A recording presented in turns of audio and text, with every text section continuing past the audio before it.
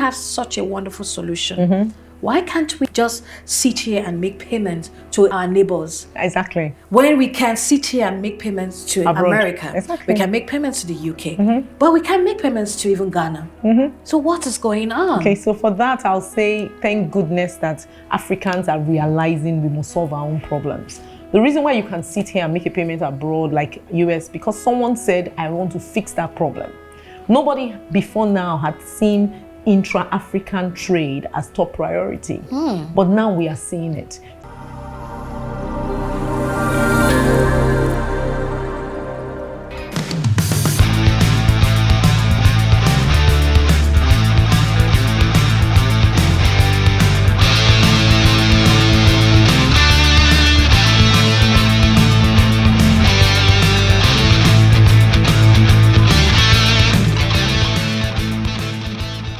Welcome to Omon's Couch, an entrepreneurship and career talk show where we'll help young entrepreneurs and professionals reach their full potential. My name is Oremeyi Akah, your darling host, and I'll be bringing you amazing guests who have seen it all to educate and inspire you with their beautiful stories. Let's go! Our guest today is a veteran in fintech and payment operations who began as an implementation engineer, setting up ATM and payment card infrastructure for major banks in sub-Saharan Africa. Recognized for her business acumen, she's risen to Chief Customer Success Officer at Interswitch. Leading a culture-based transformation, she has aligned customer experience with corporate values, elevating engagement. Board member of Shikan Nigeria, co-founder of African Build Africa. She holds an MBA from George Business School, University of Cambridge. Notably, as Verve Advisory Council inaugural secretarial lead, she drafted the first payment card scheme rules for Verve in major markets around the world, showcasing her impactful industry contribution. She's none other than Mrs. Oremeyi Akah. Let's welcome her to Omon's Couch. Well, hello, Omon. I'm so happy to have my baby here. Thanks for the invite. Great to have you. I appreciate it. You're welcome. Have a seat. Thank you very much. Great to have you, Great to my be here. darling Oremeyi. Great to be here. I mean, many people don't know we have a wonderful relationship that that's dates over way back. 30 years. I'm telling you. when we're back home. Primary school, yes, I remember, totally. I mean, Rias, this is my baby girl. In fact, this is my big sis. On so many levels. And we all grew up on campus. Yes, Uniben campus. Our parents were both lecturers. Exactly, Uniben. And it's been a wonderful journey. It has. The two families have always been interconnected throughout, and we're still close to it. Exactly. Amazing. I have here my wonderful sister who is the Chief Customer Success Officer at Interswitch, and I can't but be happy for you and happy to God for the remarkable journey that you've had. I thank God. And I remember back then when you started this journey in Interswitch, which has been, I think, how many years 21 now? years now. 21 good years. I've been there for 21 years. And it's so interesting for you to know that I knew when they actually started with Michelle, and when they had the concept, this beautiful burning idea of doing the payment, making payment easy in Nigeria. And I know then, and even for me sitting at the back, I was like, wow, are these guys for real? Did this make sense? Because nobody really understood payments at all. It was so new, and these guys were very, very, very courageous. And Oremeyi, I would tell you, she was the only female in that original team. Yeah, we were actually two, but the first person left just after shortly after NYSC. Okay. So yes, from the founding partners. The founding partners, she's been female. there, the You're only right. female. You're correct. Who held on to the mantle and believing that they had a vision, that they had a product that would see the light, that people would be amazed. And right now, who doesn't know Interswitch in Nigeria? Who doesn't know Interswitch in Africa? Exactly. Who doesn't know Interswitch globally? Thank God. I mean, you guys have done a remarkable job. But now, we're not talking about Interswitch, the brand. We're talking about the brand Oremeyi Akah. The woman behind all this great technology advancement in the fintech industry. And we want to hear your story. How did you start? I mean, how did you know that this was what you wanted to do? Okay, fantastic. So again, thanks for having me here. I'm really glad to be at Omon's Couch and to just share this story, because I believe it will help younger people that are starting their own career, find their own path. Yes. So how did I start? I started right after school. I studied engineering in Uniben. Yes. And when I left school, I didn't know. We did first class or 2-1? A 2-1. Yes. A 2-1. I didn't know what I wanted, but I knew what I didn't want. I knew I didn't want to be a number. I knew I wanted to do stuff that would make impact. Value. And now I always say this. Now I'm not an entrepreneur like you, but I always tell people, you may not be an entrepreneur, but you find somebody that you can attach, you can identify with their vision. And I'll say that's what I did. You know, I was lucky, opportune to meet with the founder of Interswitch, and when he shared the vision, this is what we're going to do. Now I was a copper. I really did not have much to lose as a copper. Exactly. It's not just to go there, sign your paper and go. But it was more than, you know, there was a vision. You just had to just hear them out, and you were. So I heard them out, and for me at first it was, let me just find a place to do my NYSC, get my monthly letters signed, get my clearance. That's what we call it in NYSC. But the more I engaged, the more when I started the work as a copper, I found out that this was not just a job. This was really there was a real vision. There was a real passion. Like you said, none of us understood payments. Unlike now, when you can take Google and just Google, then you couldn't really find any information on it, because I mean there was no mobile internet. Internet was very scarce, so it was very much just. How were we paying before then? You were going to the bank for every transaction. For 2,000 naira, you will go and join a queue, and you will get a tally number. Really true. You had a passbook where you will sign. That's it. Or if you could afford a current account, you have a checkbook where you can send. That was what payment. If you're sending money to your village, there was no. It was. Wow. Yeah, that was it. So you had to physically carry cash. And move to the village. That was what payment was. So how I started was as a copper, but what kept me was the vision. You bought into that vision. Yes, the vision was real. You know, the vision was to solve a real problem in Nigeria and Africa, and I felt that was noble. And we're not just talking about it; we're actually making efforts to do towards that. And for me, it was totally fulfilling.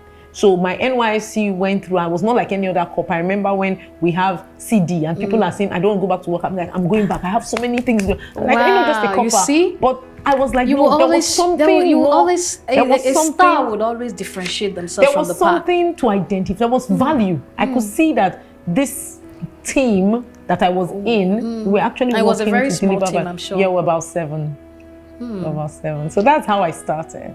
And you've been with them for 21 years glorious years, and you've not looked back for 1 minute. No, of course there have been seasons of questions and all, and we'll talk about that as we discuss. Yes, I look forward to sharing some of that. So you've led the initiative with customer-centric experience in Interswitch. Yes. How did you come about that? Why? I mean, through your new role. Yes. Or I would not say your new role, but your current role. Yes. How have you been able to achieve that? Okay, so I'll say I'm achieving it. Well, so as it doesn't stop. It doesn't stop for sure. And in fact, that's one of our mantra when we turn 20 as a company was never stop.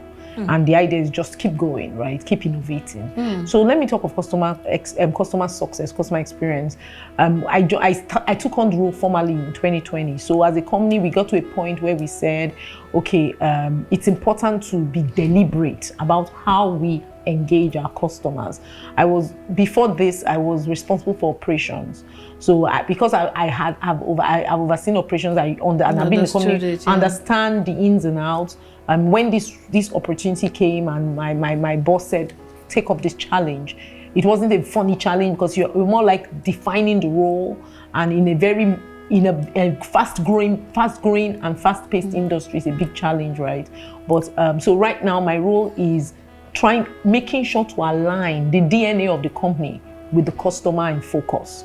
And if it's a new company, it's easier to do because processes are still being defined. Yes. But for a fairly mature company, again, a fast-paced space, it's quite challenging. And I think it was actually, I mean, from the outsider point of view, Interswitch, I think, did not envisage the level of growth that they were going to see. Africa, and so they were not prepared for the heat on their systems in terms of the payments. Not only that, the fact that when you are servicing, you must have an outlet for customer improvement. That's talking to your customers, engaging with them, because there will always be complaints. Definitely. And Interswitch was not ready for so that. at first, so this you was quickly needed. Yes. And I'm happy, and I'm privileged to have been able to be given that lead to take it up. And yes, and of course we can see that Interswitch has actually transformed. So not just only getting the operational part right or getting the service part right, they're actually also getting the customer-centric part right. And I know, obviously, yes, as you said, it's an ongoing journey. It doesn't end today. So another interesting part, I mean, we just talked about how you started with them from NYSC and just pivoted straight to, of course, you can't be the chief customer service overnight. Definitely. So how did you, give us the trajectory, what was the pivotal moment that moved you from the initial stage of as a couple to where you currently are? Just take us through that journey. Thank you. So again, 21 years. So I started as that engineer. Then I was an implementation engineer. Yes. So I always tell people we were running cables. We're trunking cables where I was an engineer. When I tell you I'm a real engineer, right? So I did that for a number of years. Again, fulfilling, exciting, challenging, wahala here, positives on one side, negatives, but you learn. And I did that for a few years. And as the company grew, I then was drafted out from being a field engineer, or the engineer that goes out to implement, to being we started doing in-house, which was our in-house operations. And then our in-house operation was very small, just 2 people. So for the few transactions that would come in, it was 2004, 2003, for a few transactions that would come in, just making sure what needed to happen happens. So I did that for a few months. Then in addition to that, there was a time when, because it was a new solution, like you said, nobody knew. So we used to get our partners from South Africa that would come in to train. But it kept getting more challenging for them to get Nigerian visas and getting them on time. So they had the idea of, why don't we train someone to become a trainer? So I was trained as a copper, and I became the first certified e-payments trainer in Africa, outside South Africa, in Sub-Sahara, because all the trainers were from South Africa at the time. So I became the first in Sub-Sahara. Yes, certified. I had to be certified so I could deliver the courses because to others, because you have to write an exam. So in addition to doing in-house operations, I was the trainer. And it was, so you're training banks, there are a lot of people that pass through the training. We still have a training arm today, and it's growing. They're doing so many different courses. Yes, I know you have an academy. Yes, we do. Yes, we have an academy. We have a formal training school. We have all that, and it grew out of this. So I was doing that in addition to the in-house operations. And then the company kept on growing, and then a few years later I was drafted to manage our first, what is called our third-party processing business. When other entities at the payment space had grown, foreign entities are coming, and we're in partnership with them. So I was doing that, and that was my first introduction to any form of business development and sales. So I did that from about 2008 into 2010. 2009, I started getting a bit restless, getting a bit bored. Like you said, sometimes you feel I've been here for too long, but I thank God for my husband, who's my advisor. And he said, don't resign. Exactly. Why don't you? He said, why not think of a master's? So I went for my master's. Then I took a break. I did my MBA at the University of Cambridge. Yes, Cambridge. And after Cambridge, there were offers on the table. And there were juicy offers. But there's one thing I thank God for, and I want to say this too. I'll say, if you're still defining your career, know what matters to you. Because if you don't, you will drift in life. Because the wind will blow in different directions. And when you know what matters to you, you know what direction to face. And that's what helped me. Because the offers were there, and I was confused. You were confused. I remember we spoke about it at that time. Fantastic. Yes. So many years back. But what made me go back was back to Interswitch. Instead of taking those offers. The vision was still resonating, which is we are solving real problems for Africa. I always say it takes Africans to solve African problems. We must solve our own problems. If not us, then who? So I came back, and I was drafted to become the first country manager for Verve.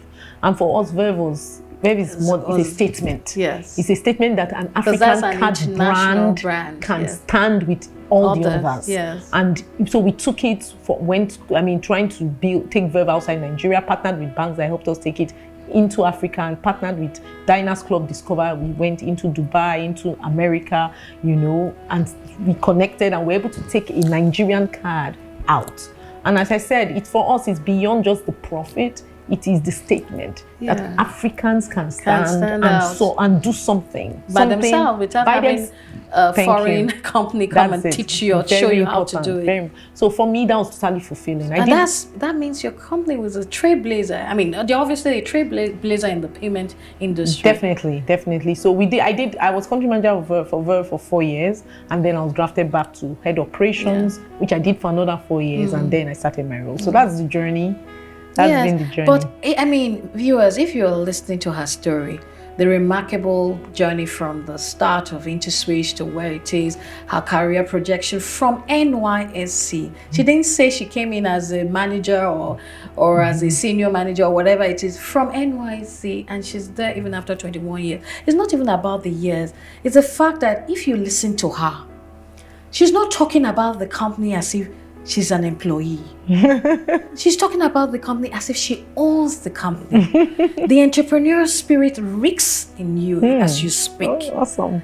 Which is something a lot of, because I mean, talking to you, you're a career professional. Definitely. So you're not an entrepreneur whereby you're running the company for yourself, by yourself and everything. You're actually a career professional, but the way you have spoken is exactly the way a passionate, not just an entrepreneur, a passionate entrepreneur will talk about their business. I'm good. And it's something it's a mindset we've been trying to change. That's a mindset, one amongst all the other things. I mean, we talk about the employees of today. It's a mindset shift where you take a business as your own for yourself. Development, not looking at it as if you're doing it for the company a favor, or you think that you're just doing whatever it is, and you don't do it your entire mind, and you don't even when they're saying the value, you're not even interested in the value. But as a copper, you are able to identify the value. Do you know what that is? That takes a lot of grace. That takes a lot of intuition. That takes a lot of being extremely focused and determined to create impact.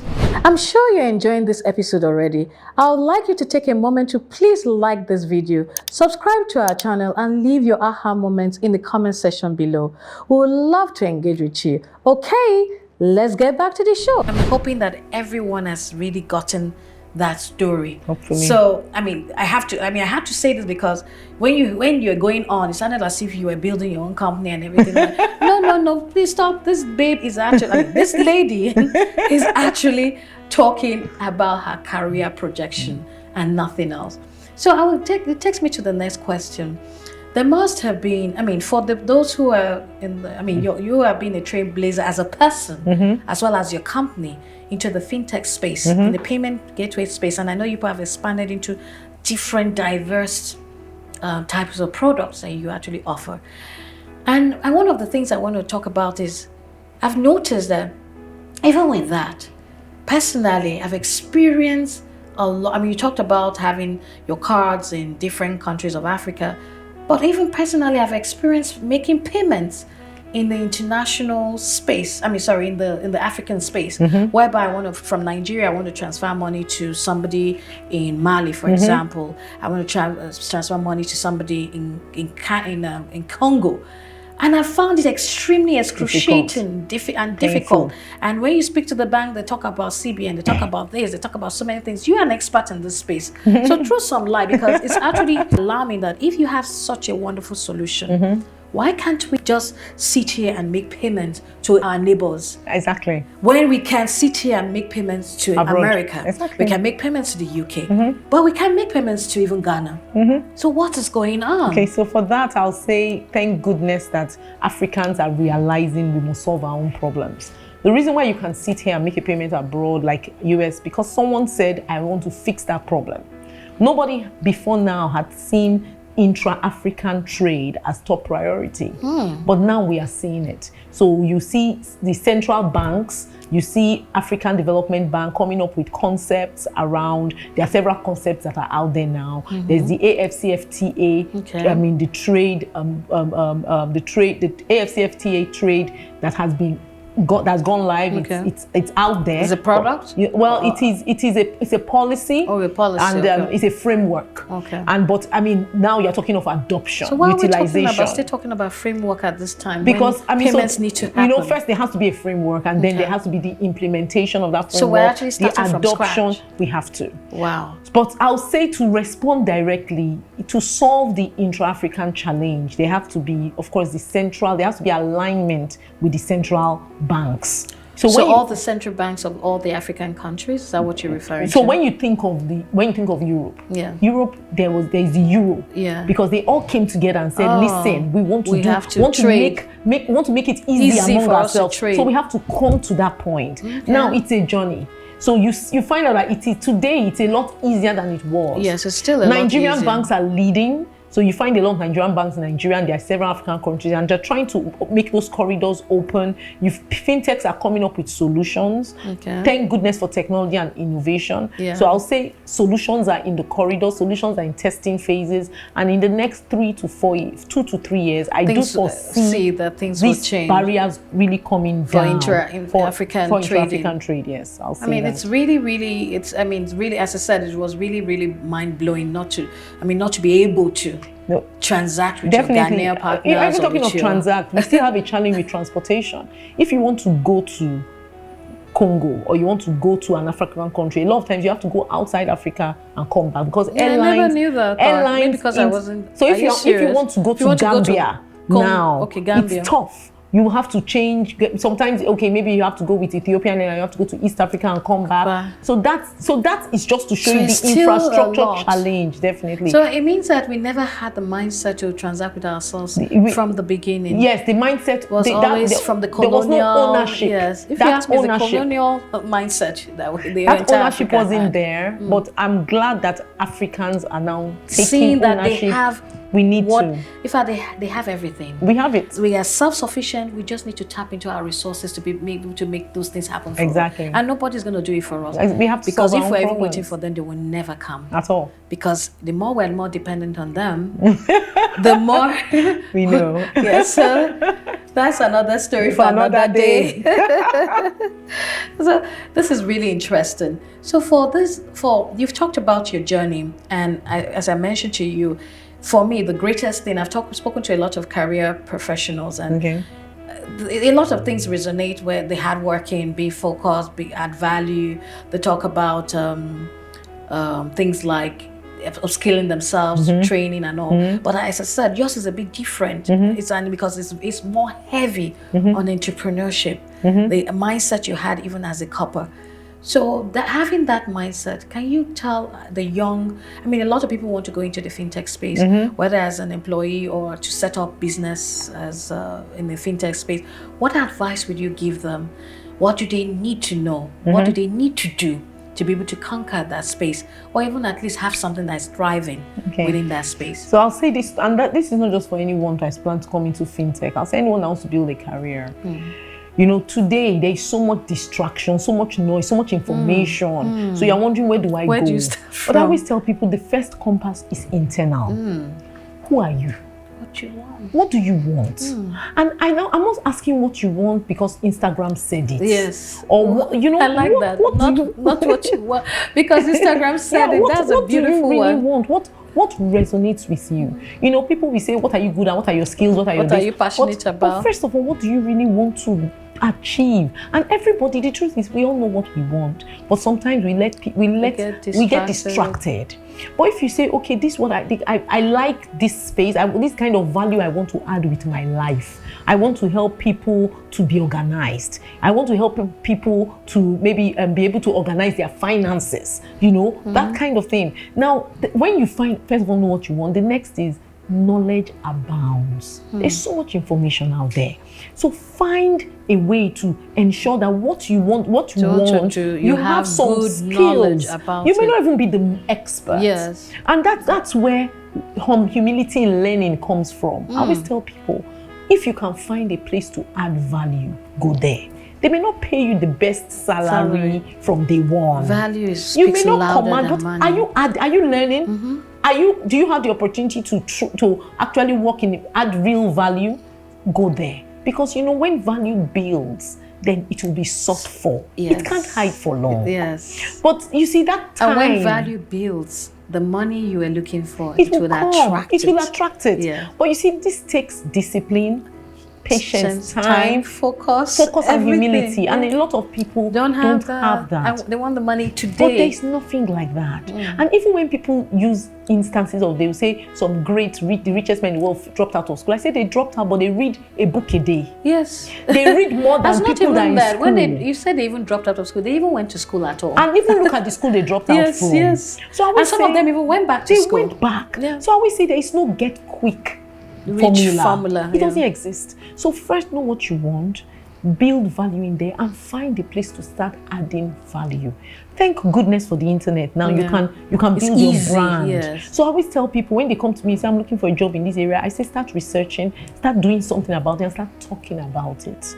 Go on LinkedIn. Say, okay, I want to be an accountant, or I want to be an excellent event organizer. Yeah. So you can talk about event organization, what you have learned, put it out there. Yeah. Before you know, someone will notice that you are saying something reasonable, and they will say, oh, do you need a job? Work with us. Yeah.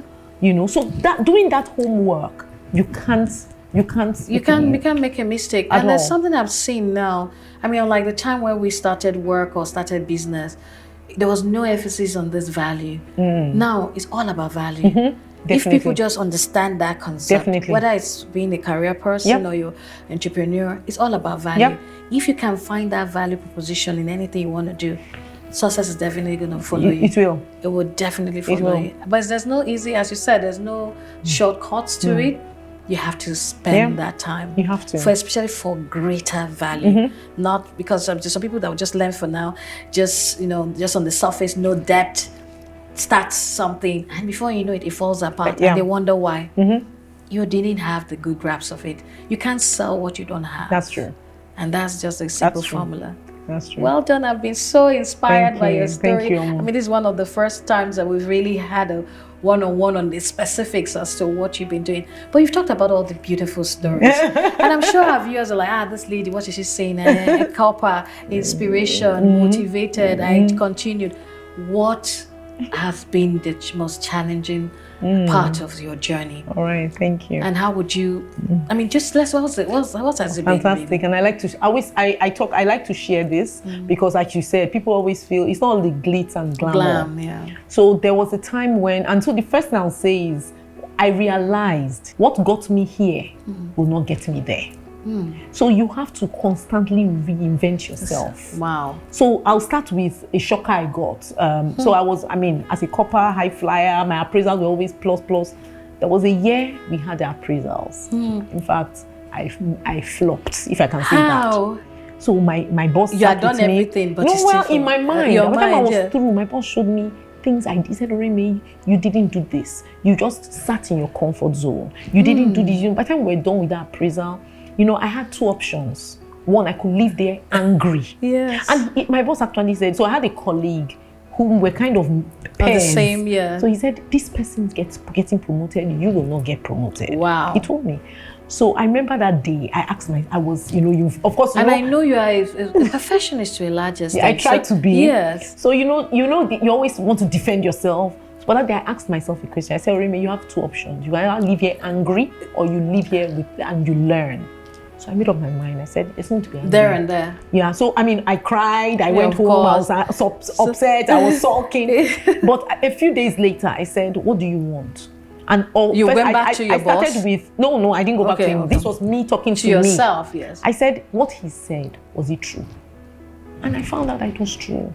So what I realized was, because I was used to doing well, I was in a new space. I just assumed that I would do well. Everybody will be okay. I assumed that I had the skills. So this was specifically in 2009 when I took on the role that was similar to, I'd come out of operations, I'd taken up a role that was similar to business development and some form of sales. But I didn't really upscale myself. To be able to do it. I just assumed I would learn now. You already know it now. But that's why I came out as a mediocre that year.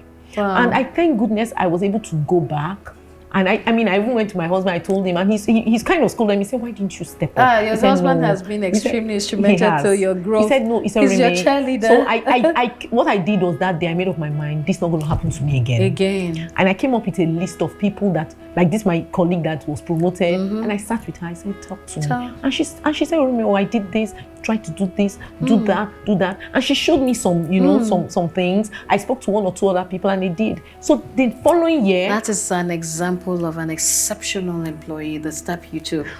Many people don't have that. It took me to swallow my pride. Yes. But the truth, at the end of the day, who the pride helped? Yes. So the following year, my appraisal was much better. So in other words, the first thing I'll say is I stopped learning, and I should.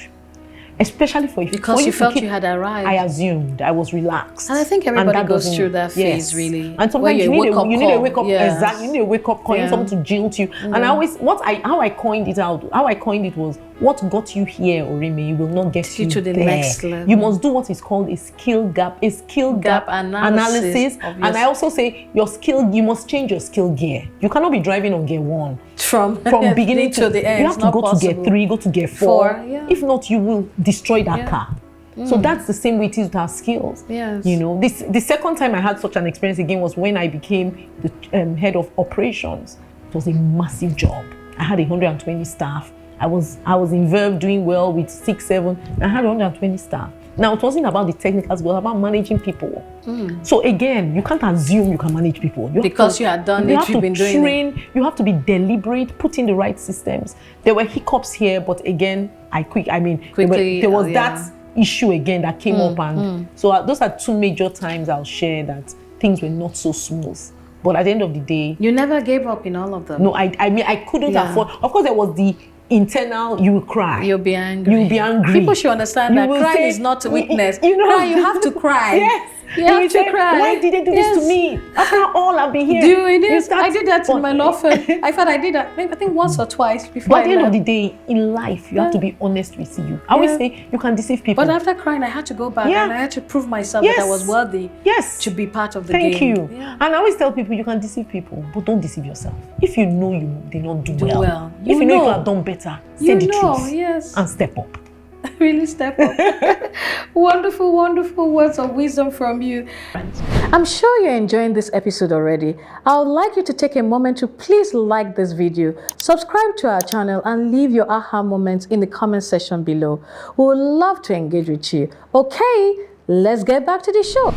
Now I'm going to ask you a question. You are actively involved in the initiative called She Can Nigeria and African Build Africa. Yes. What's this about? Okay, so it's about so they are both NGOs. Okay, She Can is run by... Is it a personal? Okay, so She Can is run by a friend Ezine and her husband, and it's about empowering women. So I'm on their board. They are big, they're massive, and I've spoken at some of their events, and I'm on their board. So the African Build Africa was my initiative, and it's about the name says it all. Africans build Africa. We are the ones to do it. You've been saying that all through. We are the ones to do it. That's your own initiative. Yes, that's mine. And so we do several things, but it's really around empowering. So we have scholarship programs where we find people that are smart, intelligent, ready to learn, but finances are a challenge. So we supplement, or sometimes we pay. So we do different things. So those are NGO initiatives I'm invested in, and yes. And I'm proud of. I'm proud of. Yeah, well done. I've heard of She Can before. I don't think I've heard of the African. No, yeah. Okay, so it's possible. Yeah. It's possible. We can do more. Yeah. No, but I'm sure it's not so. It's relatively new too. It is. Okay. Well done. So now you have reached the pinnacle of your career. Are you going somewhere else within the same industry structure? I'm not encouraging to move. I know, I understand. You're going to be there so that you will make sure all our payments are going right. So, do you have any aspiration? No, you don't have to be very specific. Yeah, I understand. Any aspiration to even grow beyond? Because I know you are now in top management role. So what is going to be top of this top right definitely now? There's always opportunity. So, and I'm looking forward to doing more. So right now I'm responsible for customer experience. My first dream is for customer experience to actually win to help you, because customer experience is more than just about the external customer. It's about the internal customer. So it's very personal. It's very spiritual because you are dealing with people. So I work closely with HR. So customer experience is very tied to culture, and we're not just driving the customer centricity here in Nigeria. There's Kenya, there's Uganda where we have operations. So for me, in the next 2-3 years, my full focus is getting customer experience to actually succeed, where people will interact with Interswitch from any touch point, be it our website, be it our people, be it our reception, be it our products, and say, it served me. Yeah. So that's my dream, and that's very major. And that's like a KPI you have set for yourself. I've said that, and I want to achieve it, and I will. I mean, we're not going to ask you how you're going to achieve it, because that would be selling some intellectual property information. Okay, so how has mentorship and networking helped you build your career so far? Thank you for that, because I was going to mention it at a time. Okay. So I'll start with mentorship. My MD, the founder of Interswitch, has been a mentor. He never sat me and said, I'm your mentor. I know. But I don't like that time where you don't say, because I think that I'm your mentor makes things just... So, but first of all, he mentors with vision. Just the vision that is real. And as I said, the vision of Interswitch kept me there. Not just him, I've had fantastic bosses. The first MD of Verve, Charles has left. He was a mentor. He was my boss. But beyond someone just being your boss and your manager, he shows direction. He tells you, Oremeyi, you can do better here. So the three founders of Interswitch, actually, Akim is another person that mentored. And I mean, who's the third one? Charles. Okay. Yes, and so three of them. So I'll say for them, having good bosses that are invested and they want you to be better than you currently are. So mentorship, they were mentors. Even as I said, they were not formal mentors, but they mentored me. Yes. Another mentor I've had is my husband, mentor in career. Say, Oremeyi, no, you don't. This behavior is not working. Because sometimes maybe you have some grace. So he will calm you down. This behavior is not working. He said, if you're working for me, I'll sack you. Exactly. He said, you cannot do that. So he's like I call him my HR advisor. Yes. He said, I'll say, there's something I want to be saying. No. It's too harsh. It didn't work. He said, don't do that. It's counterproductive. Yeah. And it always works out whenever it does. And actually, it does. And at very crucial moments yes. Your so career. I'll say that. Then I'll say networking is important. And I always tell people, networking is not just outside your company, in your company. So, for example, when I assumed some new roles, you are in management, some people may not understand what your role is, and you need them. Go and network with them. Sit with the head of risk. Sit with your CFO. Have conversations. That's beautiful. Let them see how your because job... you don't assume that because you're on that run, everybody understands what it is. And you need them. You need them to understand what you're doing. So you sit with them, you show them how your job is making their own work easier or it's adding value. That is networking. A lot of people don't think of that. Then don't just network upwards. Network downwards. Again, because I'm customer experience and I'm working with HR, drive culture. Culture is about the people. A lot of junior staff. So I found out when I'm doing my customer experience reports, I send to management, but I found out junior staff were not following. So I started every quarter. I meet with all junior, about 500 of them online. I share stories. I try to make it fun because millennials and Gen Z now, you have to engage. Sometimes I even say, oh, I have gifts for the people that will answer quizzes. I'll say, and people engage. And they leave there. They will send me a message. Oremeyi, thanks for sharing. Oh, we didn't know how it affects us. Oh, thank you for. Now we will engage. Now we will. So networking is at different levels in your company, outside your company. It's been totally. I think that's what you just talked about is amazing. When you talk about networking, is not just the external networking. You go for a conference, everybody says, I'm networking. Yes. But the greatest one is the internal one. Inside, yes. And I don't think many people remember that. They may have an idea, but they don't remember. You can be intentional about networking internally for the progress of your work as well as theirs. Yes. That's amazing. Because if people don't support your work, you will never go far. And then they will. I mean, at the end of the day, the report is the issue is on you. It's on you. It's on you. It's not like they're asking for where did the junior person fail. No, it's on you at the end of the day. That's it. That's fantastic. In all this work, and I know you personally, I know you as we already stated, and I know you're extremely a hard worker. You give your all to everything you do, not just even just the office. But how have you been able to balance it? Because I know you're also a spiritual warrior. I don't know how much you want to share with that. I can't say it, but I would prefer that you lead that part. All right, I will. How have you been able to balance the spiritual part, your work, your family, your external relationships, and everything? So the first including us. Of course. First thing I'll say is work is not separate. I always tell people work is spiritual, work is worship. You must see your job every day. You're going there as part of the things God has called you to do. And that's why if you hate your job, it's dangerous. When people get up in the morning, they are cursing their job, they say, I'm in this traffic, this nonsense job, that is a dangerous life you are living. Because we spend so many, think of it, your wake hours, your most conscious hours, your best hours are spent in the office. Then and you cannot tie that work to your life, to your purpose, to your personal destiny, other than the salary you get. That is wrong. I'm going to invite you for us to come and speak. That's wrong. So that's the first thing. To employees. So that's why you must be genuine about your job. I know that Nigeria is tough. I know life is tough. Even abroad. So people say, this is the job I got now. Will I not earn salary? I always tell them, even if it's not the dream job, find something that is positive about that job and love it.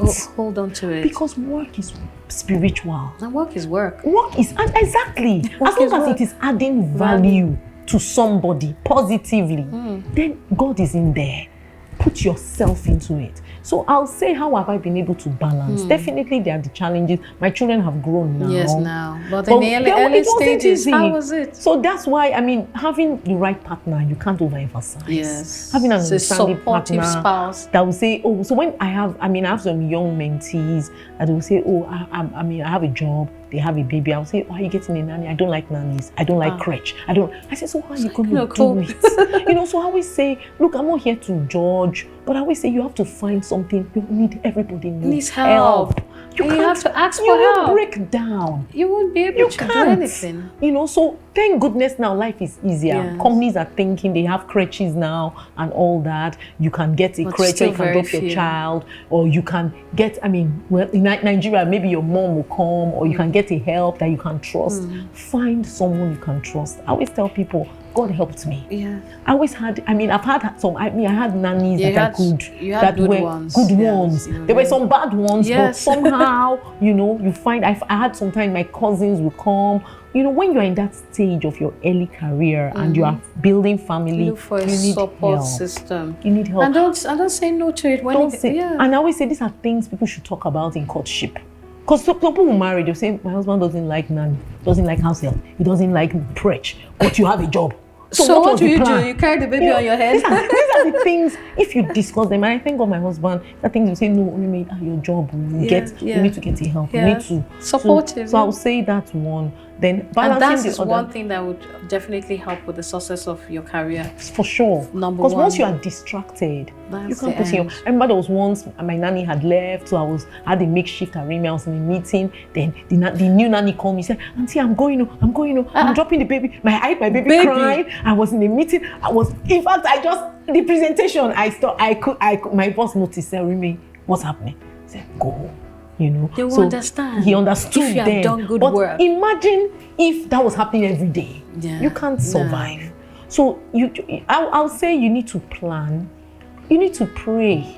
God will send you good help. With good people, I believe goodness attracts goodness. Then balancing the other things that I do, because I do other things apart from I'm a pastor's wife. Yes. I have church there. Yes, she has finally said it. She's a pastor's wife. There's plenty so it means she's mommy Gio. But even in that, you still need help. Yeah. So I don't joke with my women leaders. They know me. I take them out, I buy them gifts, because they are running. When I'm working sometimes and we have a program and I'm not there because our house is quite far from church, they are the ones doing it. So you have to, I'll say, appreciate the people in your life.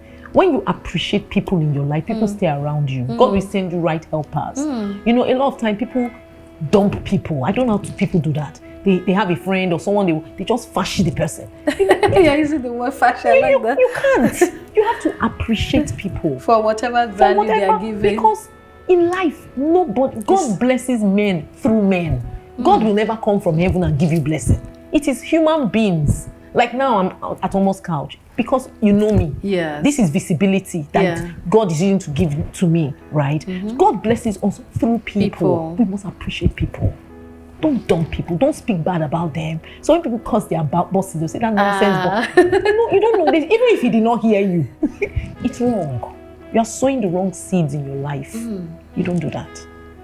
Your story. This has been a remarkable interview. I'm so touched on so many levels, and I'm going to talk about the early stages. I think we said we're going to talk about some of. I would just say not too serious part of the discussion. Yes. And I think you can talk about it. Okay, so you may not know, Omon is a girls' guide leader. In fact, it's wearing green, so it's appropriate. I can't remember, was that our so color? In primary, do people understand girls' guide? When I was in primary school, this was 89. Omon was our girls' guide troop leader. I don't know what it's called. Guider. So you were already in secondary school, and to us you were so big. Yes. You know, someone in secondary school is big. You know, so Omon took us camping. I went to camp. For people that know Benin, went to Ekosodi. Yes. A primary school. You know, and Omon cooked for us. Yeah. In the night. So you took without windows, but they had doors. First of all took us to, there was a stream, and that was my first time out of my house because I never slept outside my house. So we're totally excited. You know, we're all campus children, so we all used to have this. We watch a lot of movies, so we had this let's go camping ideas, carrying backpacks. I remember I told my mom, we're going camping. She said, "Who's taking?" I said, "Oh, Mom." I said, "How old was I?" So I was 10. So you do the math. So you were 13, 14, or 14. Yeah, 14 or so. So so my mom said, "Oh, Mom," my mom said, so my parents, when I told them it wasn't far, because a cousin wasn't far, it wasn't too far from us. Yes. But it's amazing what we did. I remember we were there through the weekend, and on Sunday you said, "I'm cooking rice and chicken tomorrow." So we're all waiting. I don't know if people understand. I actually took a bunch of. We were about 15 of us. Young babies, somewhere 9-year-old, 7-year-old. In fact, this story has never been told. I won't lie, she's not saying the part. It was actually a very irresponsible move that I did. But we didn't see that. Join us on Omon's Couch, where inspiration meets action. If you're a remarkable entrepreneur or a career giant with a unique story to share, we'll want to hear from you. Become our guest on Omon's Couch and empower others with your journey, experiences, and valuable insight. Use the link provided in the description below to apply for yourself or nominate someone who deserves to be on this show. Let's inspire together. Now I'm having kids and understanding, the level of risk. But I've seen the good side and the bad side. It actually made me know that I was actually a born leader very early. Without even knowing. I remember. I carried 15 human beings to the bush. You didn't even say it's a bush. It wasn't to a campsite. At all. It was to the bush. And we said we wanted to camp like what we see in the movies. Exactly. In the morning. And all the parents handed all their 15 kids to me. I remember you said when you were going, you said, so to make it cheap, bring rice. So my mom, I remember we said, everybody brought their own stuff. Then you cooked. And it was for 3 days. And the food was nice. I remember the first night, Omon cooked rice and stew for us. And we were like, this is nice, Then the next day, we said, what are we eating? You said, beans and plantain, but the plantain wasn't ripe. So I remember you said, don't worry, just manage. Tomorrow we eat rice and chicken. So we're all waiting. And when they told us to shut down the camp, we went and said, we've not eaten our rice and chicken. We have to eat rice and chicken. When she's talking about that, they finally caught us. Because we didn't have the formal permission from the board of Girls to go Guide.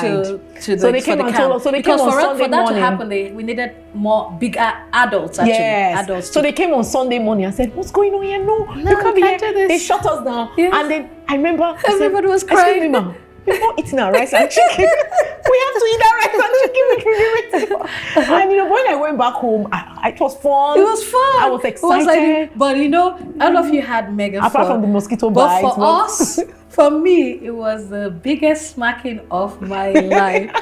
And so sorry. Of course, you know that. And looking back now, and I see the way children are so protected and how we protect our children, it's so shocking how a 13-year-old to take 15 people to a bush to do camping, talk about the entire sleeping logistic, how we got there, how we stayed there, how we were able to survive, how we went to the stream. Which is a massive river actually. It's not really a stream. And I didn't think about all the risk elements that could have happened, whether with loss of life or something. And you know, that very funny mindset. And the funny thing now is that innocence, a lot of that innocence is no longer there. No, It's no parents will longer not. there. Our parents will not even allow. If I do to go from maybe VGC to Lekki Phase One, who is taking you? What driver? Is it Nani going with you? The questions are endless. But yes, it was a fun time I had with all of you. And I cannot trade it for anything in the world, even if I know we broke some rules. I don't regret. And it was really fun. Viewers, you've heard it all. And for me, what I've been able to get out of this is for you to be a successful career professional, especially in this world today, you must know what you're doing. First and foremost, you cannot go with the flow, not because somebody says, let's do this or let's do that, and you arrange yourself and you move with the flow of maybe Instagram or social media waves or what is trending. No. Understand your capabilities. Understand what your skills. Understand what you even are passionate about, because that would all come into play when you decide to do the exact area or the exact area of focus for you. So please be able to identify that path that you want to take. Then secondly, you have to empower yourself with knowledge. You have to build yourself. You don't have to wait for your employer to give you all the training to get to that path. You have to self-develop. You have to see the areas that you have gap and develop yourself. And remember, you don't have to use one gear from stage 1 to the highest stage in your business or in the highest stage of your career. You must understand that for every stage, there's a hurdle to cross. For you to grow from point A to point B, you must ensure that you have the tools required and never stay complacent on any gear. I hope you understand what that means. Never stay complacent that, oh, I know it, I think I'm very good at it, I'm sure I will ordinarily just fit into that role and be able to do it. No. Stay focused and remember that a new role requires a new level of skill, requires a new level of deliverables, and for that to happen, you have to empower yourself with different methods. There's no one size fits all. You can go to have external education, whether international, local, online. You can have mentors who actually just build you without even having to do any formal education. Anyone that works for you and gets you to the required goal, that is also awesome. And remember too that God is ultimate. Yes. He's the ultimate finisher, author and finisher of life. So when you also are led by him, he would also get you to your right destination. And the part that I love so much, which for every career professional, is this mindset of entrepreneurship. If you don't have that, especially in the world today, whereby people are looking for value, why we use that word entrepreneurship? Because an entrepreneur knows that he's going into business, is risking so much, he's going to be able to, do a lot of investment, a lot of things. And for that reason, it means he has made calculated steps to be able to achieve a particular goal. And he knows that he has to create value. So that's the mindset as a career person. So don't say, oh no, I'm just an employee. So what what else do I have to do? No. Have the entrepreneur mindset. It actually takes you to a higher level in any spheres of your profession.